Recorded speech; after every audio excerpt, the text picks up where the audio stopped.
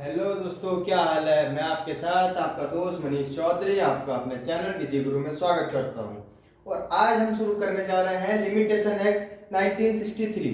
इस एक्ट को भी हम दो पार्ट में पढ़ेंगे। पहला पार्ट आज होगा जो एक नॉर्मल इंट्रोडक्शन और डेफिनेशन क्लोज से संबंधित पढ़ेंगे। उससे अगला संबंधित कल एक पार्ट में हम उसको कंप्लीट करेंगे। सबसे पहले हम बात करते हैं लिमिटेशन एक्ट 1963 की कि भाई लिमिटेशन है क्या।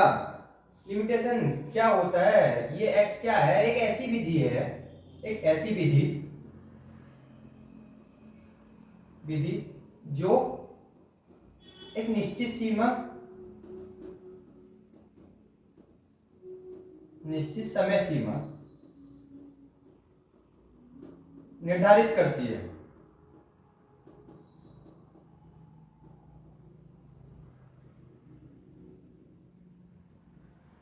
जिसके पश्चात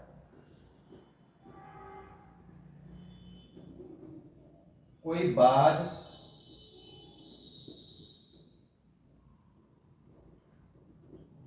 आवेदन, अपील दर्ज नहीं होंगे। लिमिटेशन एक्ट का मतलब है एक ऐसा अधिनियम, एक ऐसी विधि जो एक निश्चित समय सीमा निर्धारित करती है जिसके पश्चात कोई वाद, आवेदन, अपील दर्ज नहीं की जा सकती। मीन्स वो एक लिमिटेड समय दे रही है हमको, बस इसके पश्चात हम नहीं करेंगे, कोई भी दर्ज नहीं करेंगे। एक समय सीमा निश्चित कर दी गई है इसके थ्रू। अब हम बात करेंगे लिमिटेशन एक्ट कैसी विधि है। हम नॉर्मली पढ़ते आते हैं कि प्रोसीजरल है, ये है। तो लिमिटेशन एक्ट को हम कहते हैं व्यवहारिक विधि।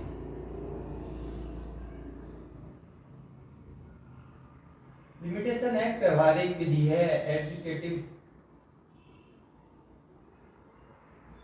लॉ। क्यों है व्यवहारिक विधि लिमिटेशन एक्ट, सब्सटेंटिव क्यों नहीं है। ये ना तो कोई राइट देती है, ना बाध्य करती है किसी चीज के लिए, ना लायबिलिटी देती है। मीन्स ना ही किसी अधिकारों का सर्जन कर रही है, ना उनको छीन रही है। परंतु एक एक्सेप्शन है इसका, अधिकारों का न तो ये सृजन करती है, सृजन, न उनको छीनती है। ठीक है, परंतु एक एक्सेप्शन है इसका। एक्सेप्शन है सेक्शन 27 में अधिकारों को समाप्त किया गया है। यही एक एक्सेप्शन है इसका टोटल। ठीक है, और इससे ज्यादा कुछ नहीं। इसमें ये एक इंट्रो है सिर्फ, नॉर्मली ज्यादा इसमें से एग्जाम में नहीं आता, बस हमें पता होना चाहिए भूमिका के लिए। अब बात करते हैं ये बना कब, लागू कब से हुआ। ठीक है, कितने सेक्शंस हैं, शेड्यूल्स कितने हैं, बना कब है ये 5 अक्टूबर 1963, लागू हुआ 1 जनवरी 1964। टोटल सेक्शन 32 और शेड्यूल्स एक ही शेड्यूल है इसमें। इस अधिनियम में केवल 32 धाराएं हैं, एक शेड्यूल है। ये बना था 5 अक्टूबर 1963 को, लागू हुआ 1 जनवरी 1964 को। ध्यान रखना सेंट्रल एक्ट है, सेंट्रल एक्ट है ये। ठीक है, तो सारी पावर किसके पास होगी, नॉर्मली केंद्र सरकार के पास। ठीक है, अब बात करते हैं कैसा एक्ट है। लेक्स फोरी है, लेक्स फोरी। और कौन सा एक्ट पढ़ते हैं हम, लेक्स फोरी, इंडियन एविडेंस एक्ट को भी लेक्स फोरी कहा जाता है कि जहां संविदा हुई है या जहां मामला चल रहा है वहां की विधि का लागू होना। ठीक है, लेक्स फोरी है, प्लस साथ में इस एक्ट का भूतलक्षी प्रभाव होगा।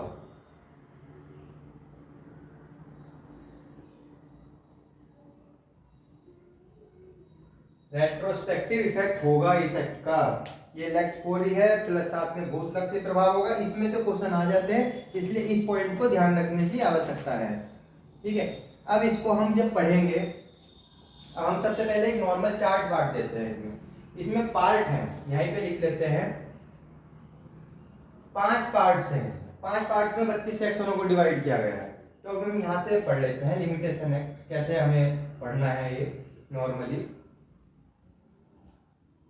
ऐसे डिवाइडेड है ये, 2 3 4, पहला, दूसरा, तीसरा, और 5।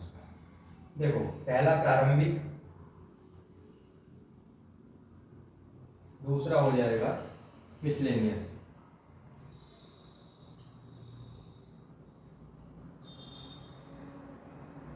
दूसरा हो गया मिसलेनियस। बीच में जो आएगा इसमें बात करी गई है परिसीमा की, ठीक है। दूसरे में होगी परिसीमा, इसमें बात करेंगे परिसीमा काल की संगणना।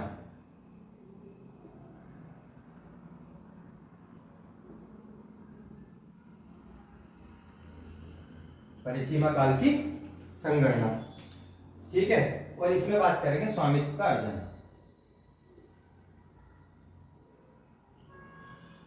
अर्जन ये किससे करेंगे? कब्जे के थ्रू अर्जन है स्वामित्व का, ठीक है। परिसीमा किसकी है? बाद अपील आवेदन की, ठीक है। पहला जो शुरू होगा सेक्शन 1 और 2 में है, ये 3 से 11 में है, ठीक है। उसके बाद 12 से 24, 12 से 24, ठीक है। 25 से 27 और ये 28 से 32। 5 पार्ट है, 5 पार्ट में डिवाइड करके पढ़ेंगे।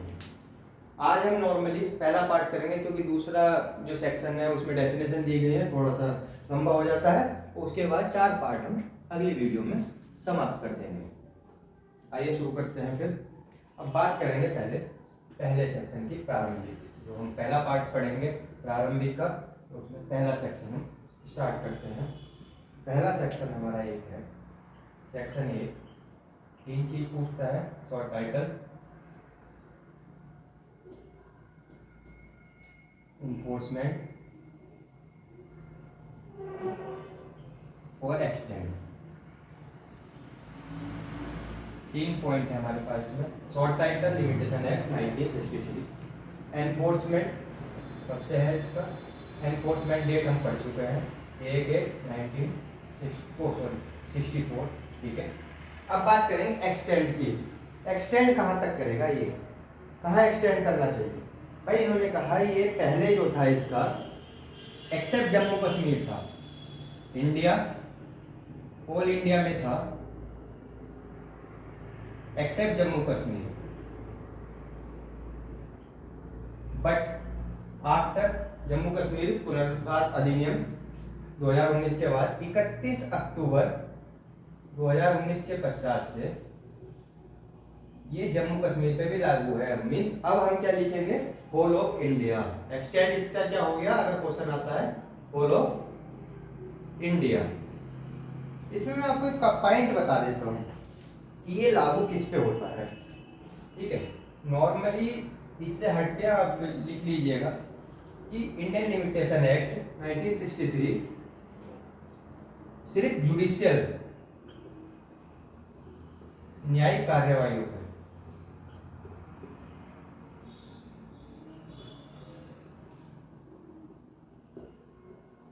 पर लागू है, सिर्फ न्यायिक कार्यवाही पर लागू होता है, ठीक है।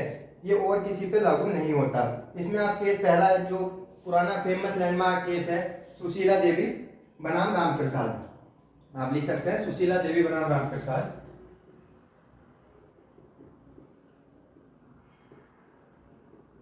वर्सेस रामप्रसाद,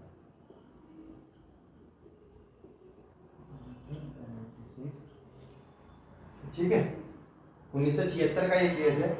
इस पे हम करंट केस भी कर लेते हैं, एमपी स्टील कॉर्न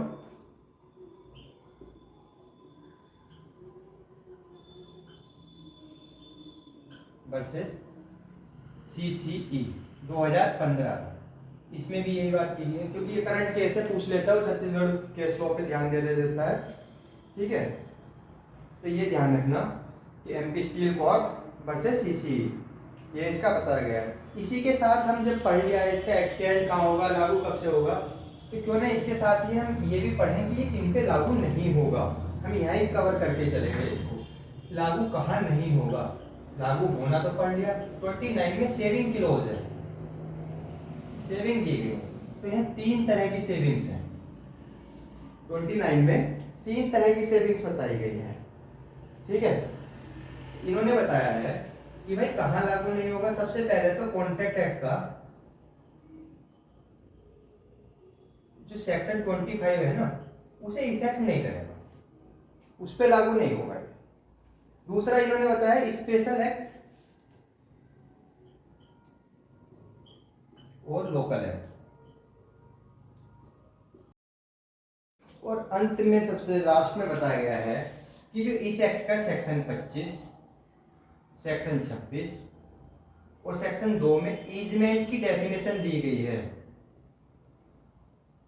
सुखाचार की डेफिनेशन दी गई है, वो कहां लागू नहीं होगी? जहां ईजमेंट एक्ट स्वयं प्रवेल करता है, जहां ईजमेंट एक्ट प्रवेल करता है जिस टेरिटरी में, वहां इस एक्ट के 25, 26 और सेक्शन 2 में दी गई डेफिनेशन ईजमेंट की लागू नहीं होगी। इससे आगे बढ़ते हैं, इससे आगे बात करते हैं हम सेक्शन 2। इससे जरूर क्वेश्चन आता ही आता है। डेफिनेशन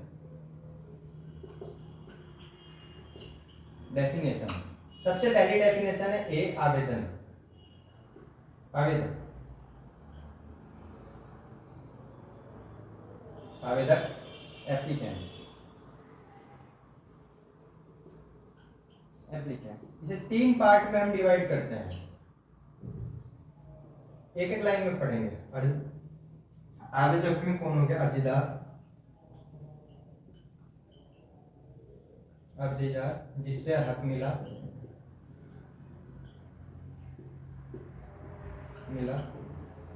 और निष्पादक के तौर पर, प्रतिनिधि के तौर पर।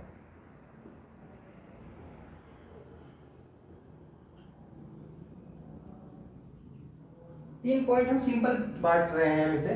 हम कह रहे हैं आवेदक कौन होगा, एप्लीकेंट कौन होगा। उसने कहा कि भाई आवेदक जो होगा है, इसने सिर्फ क्या समावेशी डेफिनेशन दी है कि ये तीन आते हैं आवेदक में। अर्जीदार, कोई ऐसा व्यक्ति जिससे या जिसके माध्यम से आवेदन करने का हक प्राप्त हुआ है, हक उत्पन्न हुआ है, या जिसका प्रतिनिधित्व हम कर रहे हैं निष्पादक के तौर पर या किसी अन्य तौर पर, वह व्यक्ति आवेदक कहलाते हैं। इसके साथ ही हम 2D डिफेंडेंट, डी में डिफेंडेंट को बताया गया है, यही हम बांट देते हैं। 2D में डिफेंडेंट को बताया गया है कि भाई जिसके माध्यम से, हम ये वाली दो इधर के पॉइंट याद रखते हैं, सेकंड और थर्ड, जिसके माध्यम से कि तुम्हें प्रतिवाद करने का अवसर प्राप्त उत्पन्न हुआ है, वो प्रतिवादी है, 2D में बताया गया है।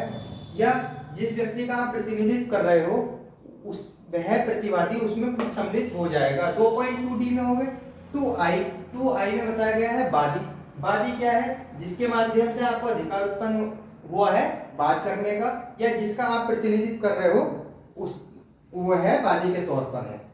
ठीक है, और इससे ज्यादा इसमें कुछ नहीं करना है। तो हम तीन डेफिनेशन एक साथ ही ये कवर करके चले हैं, इसमें ज्यादा पूछा नहीं जाता। ए पूछी जाएगी, ए को ज्यादा ध्यान रखना है। बी में बात करता है आवेदन। बी बात करता है आवेदन की।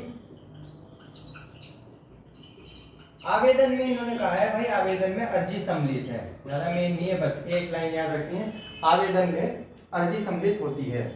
सी, bill of exchange. Bill of exchange, NI act का सेक्शन याद रखना है यहाँ पर, सेक्शन 5। एनआई एक्ट में बिल ऑफ एक्सचेंज को, कहा विनिमय पत्र को, सेक्शन 5 में बताया गया है। ठीक है, और यहाँ बताया गया है 2C में। यहाँ एक सिंपल सी बात बताई गई है बिल ऑफ एक्सचेंज में कि भाई बिल ऑफ एक्सचेंज में हुंडी और चेक ये सम्मिलित होते हैं। ये नहीं बताया बिल ऑफ एक्सचेंज क्या होता है, सिर्फ ये बताया हुंडी और चेक बिल ऑफ एक्सचेंज में सम्मिलित होते हैं। बाकी डेफिनेशन एनआई एक्ट जब पढ़ेंगे उसके साथ वहां पे कवर करके चलेंगे कि भाई क्या होता है बिल ऑफ एक्सचेंज, सेक्शन 5 में। अब बात करेंगे 2D। डी क्या कह रहा है?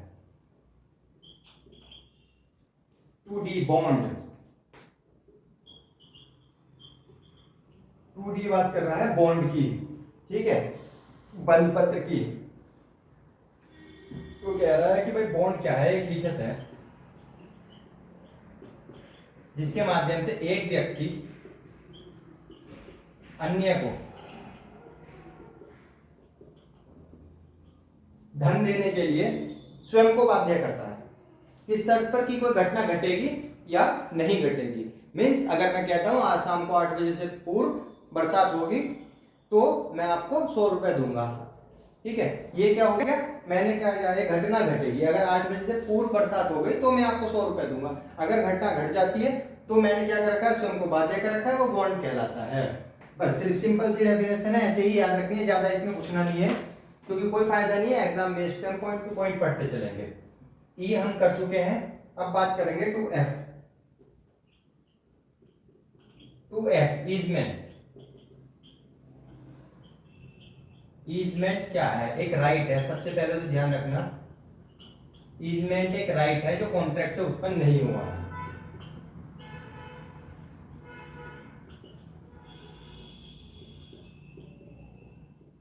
ईजमेंट एक राइट है जो कॉन्ट्रैक्ट से उत्पन्न नहीं हुआ है।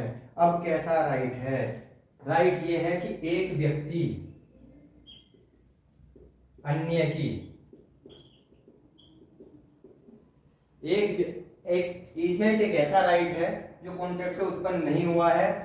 उसमें एक व्यक्ति किसी अन्य की भूमि या भूमि के किसी भाग या भूमि पर उत्पन्न या उस पर संलग्न कोई भी चीज, ठीक है, प्राप्त करने का हकदार है, कि चीज को हटाने का या अपने लाभ के लिए उपयोग करने का हकदार होता है। ठीक है, यही ईजमेंटरी राइट कहलाता है। पर ध्यान रखना, हमने सेविंग क्लोज पढ़ा था, जहां ईजमेंट एक्ट लागू होगा वहां यह डेफिनेशन लागू नहीं होगी। ठीक है, अब बात करते हैं टू जी। जी में बात आती है विदेश। भारत से भिन्न कोई देश, सिर्फ एक लाइन याद रखती है, भारत से भिन्न। विदेश तो वही होता है ना हमारे लिए, हमारा देश भारत देश, भारत से भिन्न जितने भी हैं, तो उसने जी में कहा कि भाई विदेश। अब आते हैं H. Two H important definition है, सद्भाव। आईपीसी का सेक्शन कौन सा है, याद है, सेक्शन 52। सम्यक सतर्कता, निगेटिव सेंस में है डेफिनेशन, व ध्यान। इन्होंने कहा सम्यक सतर्कता व ध्यान के से ना की गई बात सद्भाव पूर्वक की गई नहीं कहलाएगी। सेम आईपीसी में सेक्शन 52 में कह रखा है, सिर्फ इतनी दो शब्द याद रखने हैं, सम्यक सतर्कता और ध्यान। ठीक है, और कुछ नहीं। आईपीसी में भी सेम डेफिनेशन सेक्शन 52 में है। अब बात करते हैं जे की। टू जे, जे में दो डेफिनेशन है इसलिए मैं बीच में कर रहा हूं। टू जे परिसीमा काल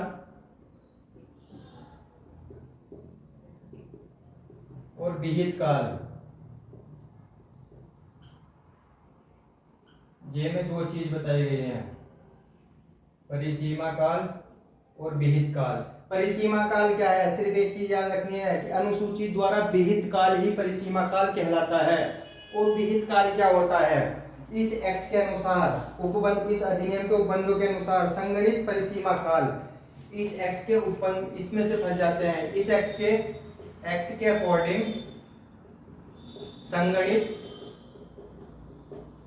परिसीमा काल, संगणित परिसीमा काल ही विहित काल कहलाता है। वो परिसीमा काल कौन सा हो गया कि जो अनुसूची द्वारा विहित कर दिया गया है वही परिसीमा काल कहलाता है। ठीक है, याद रखना, इंपॉर्टेंट डेफिनेशन है टू जे। अब बात करते हैं टू के। के में बताया गया है वचन पत्र, प्रोमिसरी नोट। एनआई एक्ट का सेक्शन 4, यहां याद करना, एनआई एक्ट में सेक्शन 4 में बता रखा है वचन पत्र को। यहां इसकी एक सिंपल सी डेफिनेशन दी गई है। ठीक है, क्या बताया गया है कि भाई एक ऐसी लिखित है जिसमें एक व्यक्ति अन्य को धन देने हेतु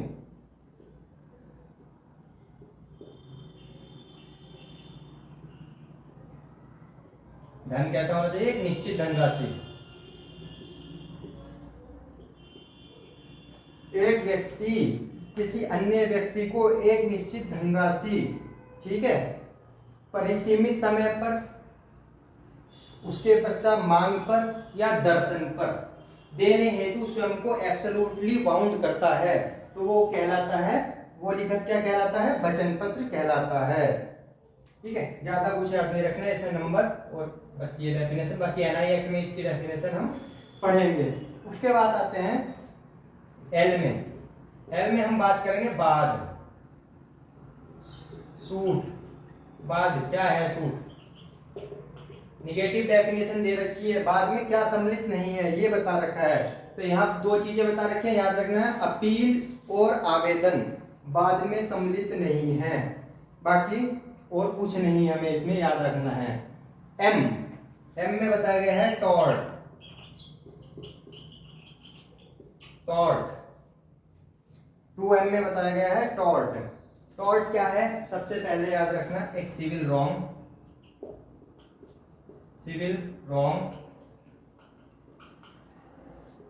जो केवल, ठीक है, संविदा भंग या न्यास भंग से, जो केवल संविदा भंग